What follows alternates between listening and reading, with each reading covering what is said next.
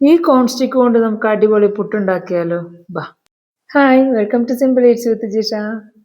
പുട്ടുണ്ടാക്കുന്നതിനായി ഇതിൽ നിന്ന് ആവശ്യത്തിന് സ്റ്റിക്ക് ഒരു പാത്രത്തിലെടുത്ത് നികക്കെ വെള്ളം ഒഴിച്ച് 1 മിനിറ്റോളം കുതിരാൻ വെക്കണം. 1 മിനിറ്റിന് ശേഷം ഇത് വെള്ളത്തിൽ നിന്ന് വാരി ഒരു സ്ട്രെയിനറിലേക്ക് മാറ്റാം. വെള്ളമൊക്കെ പോയതിനു ശേഷം സ്ട്രെയിനറിൽ നിന്നൊരു ബൗളിലേക്ക് മാറ്റി ഇതിലേക്ക് വേണ്ട ഉപ്പ് ചേർത്ത് കൊടുക്കാം. ഞാനിതിലേക്ക് കുറച്ച് ക്യാരറ്റ് ഗ്രേറ്റ് ചെയ്ത് ചേർക്കുന്നുണ്ട്. തികച്ചും ഓപ്ഷണലാണ്. ആവശ്യത്തിന് ചിരകിയ തേങ്ങയും കൂടി ചേർത്ത് എല്ലാം കൂടി നന്നായി മിക്സ് ചെയ്യാം. ഇനി സാധാരണ പുട്ടുണ്ടാക്കുന്നത് പോലെ തന്നെ ആവിയിൽ വേവിച്ച് നമുക്ക് പുട്ടുണ്ടാക്കിയെടുക്കാം. ഈ സ്റ്റിക്ക് കൊണ്ട് പുട്ട് മാത്രമല്ല കേട്ടോ, ഉപ്പുമാവ്, പായസം ഇതെല്ലാം ഉണ്ടാക്കാം. അങ്ങനെ നമ്മുടെ കോൺ സ്റ്റിക്ക് പുട്ട് ഇവിടെ റെഡി ആയിട്ടുണ്ട്. 2 ചിരട്ടപ്പുട്ട് ഉണ്ടാക്കാനുള്ള സ്റ്റിക്ക് ഞാൻ നനച്ചിട്ടുണ്ടായിരുന്നു. നമുക്കിനി ഇത് കഴിച്ചു നോക്കണ്ടേ? ഇവിടെ കഴിക്കാൻ ഞാൻ മാത്രമേ ഉള്ളൂ, അതുകൊണ്ട് ഞാൻ കറിയൊന്നും ഉണ്ടാക്കുന്നില്ല. പഴം കൂട്ടിയാണ് കഴിക്കുന്നത്. പഴം കൂട്ടി കഴിക്കാൻ നല്ല ടേസ്റ്റാണ്.